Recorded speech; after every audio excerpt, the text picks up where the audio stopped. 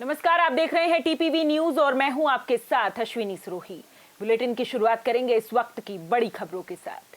Rajasthan police constable भर्ती परीक्षा का आयोजन 13 से 16 मई तक होगा। राजस्थान पुलिस कांस्टेबल भर्ती परीक्षा को लेकर पुलिस मुख्यालय की ओर से तमाम तैयारियां पूरी कर ली गई हैं। भर्ती एवं पदोन्नति बोर्ड पुलिस की एडीजी विनीता ठाकुर ने बताया कि पुलिस कांस्टेबल भर्ती परीक्षा का आयोजन 13 से 16 मई तक किया जाएगा। 2 पारियों में आयोजित होने वाली इस परीक्षा में करीब 19 लाख अभ्यर्थी शामिल होंगे। इसमें राजस्थान पुलिस कांस्टेबल के साथ ही होमगार्ड्स के लिए परीक्षा आयोजित होगी। उन्होंने बताया कि इस परीक्षा को लेकर तमाम तैयारियां पूरी कर ली गई हैं। परीक्षा में नकल रोकने के लिए स्थानीय पुलिस के साथ ही एसओजी और एटीएस भी निगरानी रख रही है। इस बार जो पुलिस भर्ती है वो 4 दिन तक लगातार चलेगी, जिसमें 2 चरण होंगे, प्रथम पारी, द्वितीय पारी। इनमें से 7 पारियों में राजस्थान पुलिस के लिए होंगे और 1 पारी में राजस्थान होमगार्ड के लिए एग्ज़ाम कराए जा रहे हैं, जो इस बार राजस्थान पुलिस के द्वारा ही कराए जा रहे हैं। इसमें 18.25 लाख कैंडिडेट्स जो हैं वो पुलिस भर्ती जो कांस्टेबल भर्ती है उसके लिए एप्लीकेशंस आई हैं और लगभग 60,000 एप्लीकेशंस राजस्थान होमगार्ड के लिए। राजस्थान में शुक्रवार से शुरू होने वाली राजस्थान पुलिस कांस्टेबल भर्ती परीक्षा को लेकर तमाम तैयारियां पूरी हो गई हैं। राजस्थान पुलिस कांस्टेबल भर्ती परीक्षा को लेकर additional commissioner law and order Haider Ali Zaidi ने बैठक ली। बैठक में मौजूद पुलिस अधिकारियों को भर्ती परीक्षा के बारे में विस्तार से जानकारी देकर दिशा निर्देशों की पालना करने को कहा गया। उन्होंने बताया कि 13 मई से शुरू होने वाली राजस्थान पुलिस कांस्टेबल भर्ती परीक्षा को लेकर जयपुर शहर में 179 परीक्षा केंद्र बनाए गए हैं। जयपुर से करीब 8 लाख से ज्यादा अभ्यर्थी परीक्षा में शामिल होंगे। परीक्षा को लेकर शहर में करीब 3000 पुलिसकर्मी तैनात रहेंगे। हर परीक्षा केंद्र पर पर्याप्त संख्या में पुलिस जाब्ता तैनात किया गया है। इस परीक्षा में नकल रोकने के लिए पुलिस लगातार निगरानी रख रही है। पुलिस के साथ ही एसओजी टीमें भी लगातार नकल गिरोह की निगरानी रख रही हैं। पुलिस भर्ती जो है वो जयपुर में सबसे ज़्यादा अभ्यर्थी यहाँ पर है। यहाँ टोटल जो है वो 8 लाख के लगभग लोगों ने आवेदन किया है। यहाँ टोटल जो है 179 सेंटर्स हैं, जिसमें कि 2 पारियों में यहाँ 13, 14, 15, 16 दो पारियों में एग्जाम होगा। जयपुर में पर्यटन विभाग और federation of hospitality and tourism Rajasthan के संयुक्त तत्वाधान में 22-24 जुलाई 2022 को जयपुर में राजस्थान डोमेस्टिक ट्रैवल मार्ट के दूसरे संस्करण का आयोजन होगा। इस आयोजन से पहले होटल व्यवसायियों, ट्रैवल एजेंटों और टूर ऑपरेटरों को आमंत्रित करने के लिए विभिन्न शहरों में रोड शो किए जाएंगे। इस कड़ी में पहला रोड शो 12 मई को जयपुर में आयोजित कर इस मेगा आयोजन का आगाज किया जाएगा। ये मार्ट ट्रैवल और टूरिज्म से जुड़े लोगों को एक मंच प्रदान करेगा। ब्यूरो ऑफ इन्वेस्टमेंट प्रमोशन और व्यापार संघों के समर्थन से आयोजित होने वाले इस कार्यक्रम में hotel and restaurant association of Rajasthan, Indian heritage hotels association और Rajasthan association of tour operations भी शामिल है। उल्लेखनीय है कि 6 अप्रैल 2022 को पर्यटन विभाग और federation of hospitality and tourism Rajasthan के बीच राजस्थान डोमेस्टिक ट्रैवल मार्ट के आयोजन के लिए एक समझौता ज्ञापन पर हस्ताक्षर किए गए।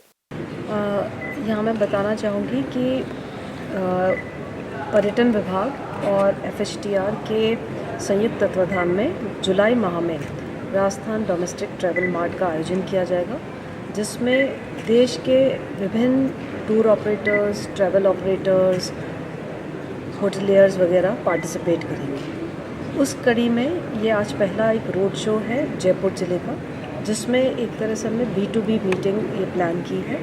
अभी ये हमारा इनॉग्रल है। इसके बाद जो सारे यहाँ पे स्टेक होल्डर्स आए हुए हैं, हमारे ऑफिसेज यहाँ पे रहेंगे, कौन वहाँ पे पार्टिसिपेट करेगा, किसकी स्टॉल्स लगेगी, किस तरह से हम जब हमारे बायर्स आएंगे उनको क्या उनकी एक्सपेक्टेशंस रहेगी। जो डिफरेंट सेलर्स हैं, अब सेलर्स हो सकते हैं, होटलियर्स हो सकते हैं, हेरिटेज एसोसिएशन वाले लोग हो सकते हैं, वो हमारे हैंडीक्राफ्ट से जुड़े हुए लोग हो सकते हैं, टूर ऑपरेटर्स हो सकते हैं, उनके क्या प्रोडक्ट्स हैं और उनको हम किस तरह से शोकेस करेंगे, इसके बारे में आज जयपुर ज़िले से शुरुआत हुई है।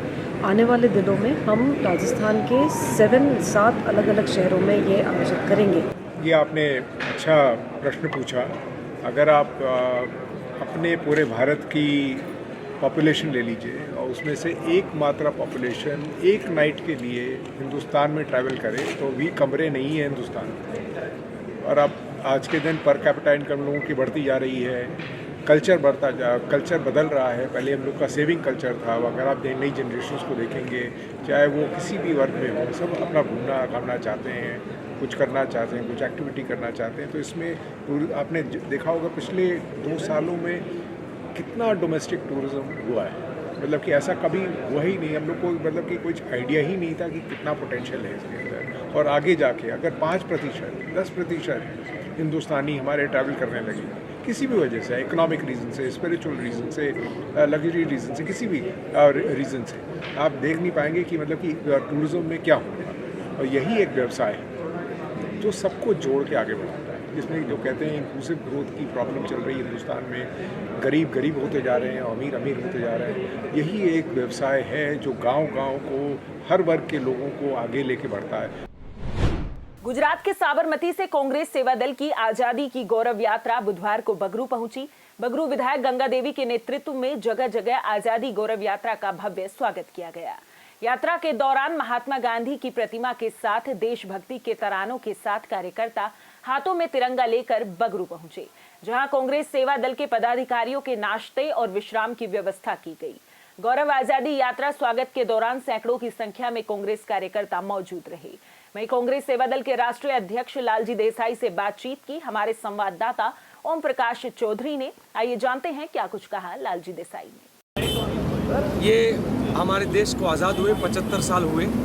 इस 75 साल के सेलिब्रेशन के लिए, उन स्मरणों का उत्सव करने के लिए, हमारे देश के आज़ादी के जंग में जो लोग शहीद हुए, उन्होंने कुर्बानी दी है, तब जाके ये देश आज़ाद हुआ है। देश में आज संघी सोच वाले शासकों ने मिलकर एक ऐसी भ्रांति पैदा करने की कोशिश की है कि जैसे वो कहते हैं, और ख़ास करके उनके फिल्म में नौटंकी करने वाले लोग, बिना पढ़े लिखे, इतिहास के बारे में बिना जानकारी के लोग ये कहते हैं कि आज़ादी भीख में मिली है। तो हम उनको सवाल पूछने भी निकले हैं कि क्या भगत सिंह, राजगुरु और सुखदेव इनकलाब जिंदाबाद का नारा कहते हुए अपने आप शहीदी अंग्रेज़ों के सामने कभी नहीं झुके और फांसी का फंदा लगाया और देश की आज़ादी के लिए कुर्बानी दी? क्या वो भीख थी?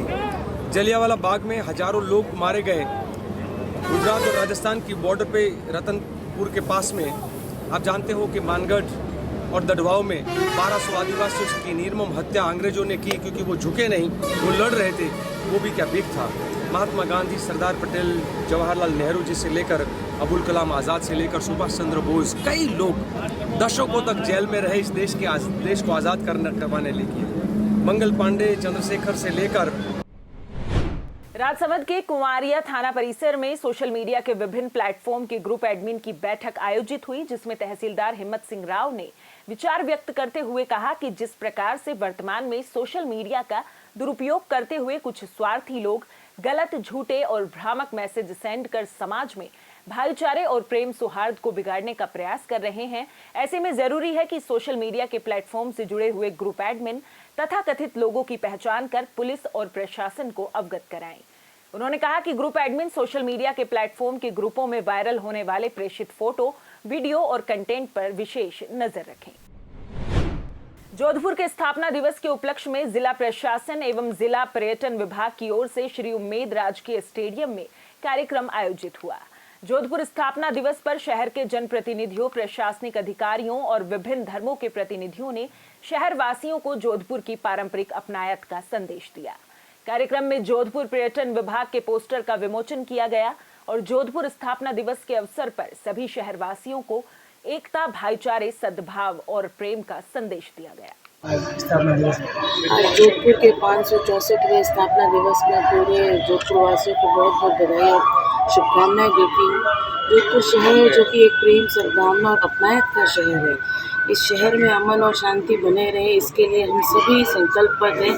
और आज इस अवसर पर मैं सभी जोधपुर वासियों से निवेदन करती हूँ कि जोधपुर में शांति बनाए रखें। बजट घोषणाएं आप देखेंगे तो जितना जोधपुर के डेवलपमेंट के लिए घोषणाएं हुई है, उसकी क्रियान्वित करने के लिए हम प्रयास करते हैं। और छोटे से एग्जांपल मैं आपको देना चाहूँगा कि जोधपुर एकमात्र शहर पूरे भारतवर्ष में ऐसा जिला होगा या ऐसा शहर होगा जिसमें IIT NLU भी है, एम्स भी है, NIFT भी है, और आप जितने पुलिस अकेडमी है, आयुर्वेद यूनिवर्सिटी है, जितने आप बड़े बड़े इंस्टीट्यूशन देखेंगे वो जोधपुर में है। और मैं एक यही कहूँगा, ये इस समय को देखते हुए जे जोधपुर ने जो भाईचारा का वातावरण है वो बनाए रखे लोग। आप लोगों ने कर्फ्यू के दौरान या अन्य टाइम पे भी अपना जो स्वयं बटा, और आप लोगों ने जो जिस हिसाब से अपना जो कर्फ्यू का रूल्स है उसको पालन का, उसके लिए मैं आपको धन्यवाद देता हूँ। अजमेर में भारतीय आंगनबाड़ी कर्मचारी संघ ने बढ़ती गर्मी के मद्देनजर जिला कलेक्टर अंशदीप को ज्ञापन सौंपा। ज्ञापन में आंगनबाड़ी के बच्चों का अवकाश घोषित करने की मांग की गई ताकि इस भीषण गर्मी में बच्चों का स्वास्थ्य ठीक रहे। बढ़ती गर्मी के चलते अजमेर जिला कलेक्टर ने विद्यालयों में अवकाश घोषित किया है, किंतु आंगनबाड़ी में छोटे छोटे बच्चे अभी भी अध्ययन के लिए आते हैं, जिनके स्वास्थ्य पर गर्मी का विपरीत असर पड़ सकता है। वहीं भोलानाथ आचार्य ने कहा कि राज्य सरकार द्वारा पिछले 7 माह से घर घर जाकर सूखे पोषाहार का वितरण करवाया जा रहा है, जिससे आंगनबाड़ी में अध्ययन करने वाले बच्चों को पोषाहार नहीं मिल पाता है।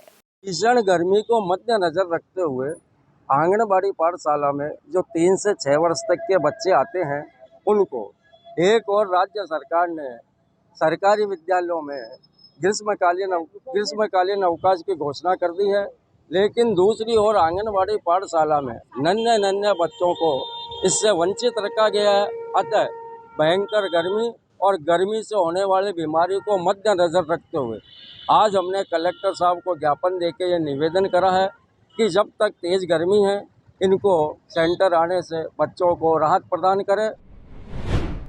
बूंदी से जावरा की ओर ट्रेन में सफर करते समय अज्ञात बदमाश ने एक युवक को धक्का देकर ट्रेन से नीचे गिरा दिया। घायल युवक को नीमच से कोटा के MBS अस्पताल में भर्ती कराया गया है, जहां युवक की हालत गंभीर बनी हुई है। जानकारी के अनुसार महावीर नगर कॉलोनी बूंदी निवासी सोनू बूंदी से जावरा की ओर जा रहा था। ट्रेन में सफर के दौरान नीमच स्टेशन से पहले सोनू दरवाजे के पास बैठा हुआ था, जहां उसका एक अज्ञात व्यक्ति से किसी बात को लेकर झगड़ा हो गया। दोनों में हाथापाई के दौरान अज्ञात बदमाश ने सोनू को धक्का देकर ट्रेन से नीचे गिरा दिया। घटना की जानकारी पर घायल युवक को GRP थाना नीमच मध्य प्रदेश द्वारा नीमच अस्पताल में ले जाया गया, जहां युवक की हालत गंभीर होने से उसे कोटा रेफर किया गया। घायल के दोस्त उसे लेकर MBS अस्पताल पहुंचे, जहां उसका उपचार जारी है। कोटा में रिश्तों को शर्मसार करने वाला मामला सामने आया है। जानकारी के अनुसार अपने जेठ जेठानी से आपसी लेन देन की खुन्नस में एक चाची ने अपने ही परिवार के 3 नाबालिगों को मिलाकर गत 25 अप्रैल को रामपुरा कोतवाली इलाके में एक मासूम की पानी की टंकी में डालकर निर्मम हत्या कर दी। अतिरिक्त पुलिस अधीक्षक प्रवीण जैन ने प्रेस कॉन्फ्रेंस में जानकारी देते हुए बताया कि आरोपी चाची सोबिया ने अपना गुनाह कबूल कर लिया है। पुलिस ने उसे गिरफ्तार किया है। इनसे अड़ोसी पड़ोसियों से और इनसे विशेष तौर से जानकारी इतने दिनों में प्राप्त की गई। उसके आधार पर ये निकल के आया कि सोबिया एक ऐसी महिला है जिसकी इससे रंजिश है। मृतक अबीर की मां अंजुम से और इमरान से रंजिश है। उस रंजिश का बदला लेने के लिए उसने इस वारदात को अंजाम दिया। लोकसभा अध्यक्ष ओम बिड़ला अरुणाचल प्रदेश के दौरे पर हैं। इस दौरान स्पीकर बिड़ला अरुणाचल विधानसभा भवन पहुंचे, जहां उन्होंने विधानसभा में बनाए गए म्यूजियम का लोकार्पण किया। आपको बता दें कि म्यूजियम में अरुणाचल में लोकतंत्र की यात्रा के साथ विरासत और धरोहर की भी झलक देखने को मिलेगी। वहीं बिड़ला ने कहा कि इतिहास से जुड़े रहकर आगे बढ़ना जरूरी है। इस बुलेटिन में फिलहाल इतना ही। देश प्रदेश की तमाम बड़ी खबरों के लिए देखते रहिए TPV न्यूज। नमस्कार।